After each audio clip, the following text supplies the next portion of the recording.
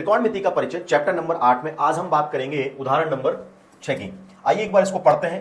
त्रिभुज एबीसी में जिसका कोण बी समकोण दिया गया है, ए बी भुजा 5 सेंटीमीटर है यहां पर दी गई है और ए सी बी 30 डिग्री है। भुजाओं बीसी और एसी की लंबाइयां ज्ञात करें।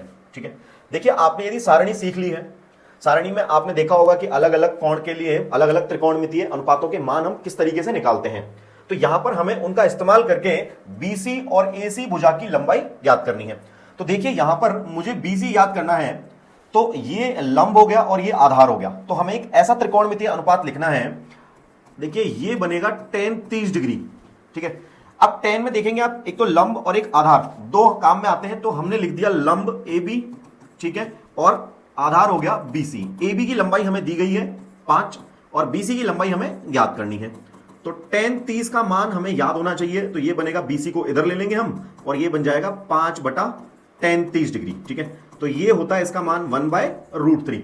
तो आंसर आ गया BC का 5√3। ठीक है, ये BC का मान निकाल लिया हमने। अब हमें AC का मान ज्ञात करना है, तो हमें कौन सा त्रिकोणमितीय अनुपात काम में लेना चाहिए? लंब और कर्ण के लिए हम काम में लेते हैं साइन थीटा। तो साइन 30 डिग्री बनेगा हमारा लंब AB अपॉन कर्ण AC। ठीक है, तो AB का मान 5 है, AC हमें निकालना है। अब साइन 30 का मान आपको याद होना चाहिए, AC को इधर लिया, ये 5/sin 30 हो गया। ठीक है, साइन 30 का मान रख देंगे यहां पर 5 इसका मान होता है 1/2, तो ये बन जाएगा 10। तो AC का मान आ गया इस तरीके से।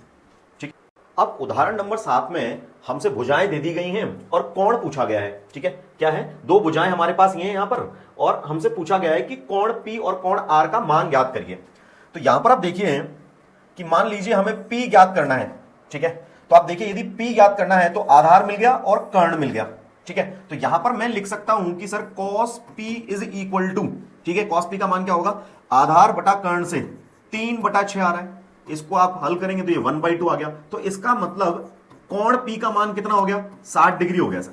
क्या हो गया? 60 डिग्री होगा। ये हमें देखना पड़ेगा कि cos किस एंगल के लिए, किस कोण के लिए आधा मान देता है। ठीक है, तो आपको सारणी देखकर पता लगेगा कि ये 60 डिग्री के लिए cos 1/2 मान देता है। अब आप देखिए ये 60 डिग्री हो गया, ये 90 डिग्री है। ठीक है, तो ये वाला जो कोण है वो कितना हो गया? 30 डिग्री हो गया। तो हम लिख सकते हैं कि एंगल यहां पर PRQ कितना आ गया सर? 30 डिग्री आ गया। ठीक है,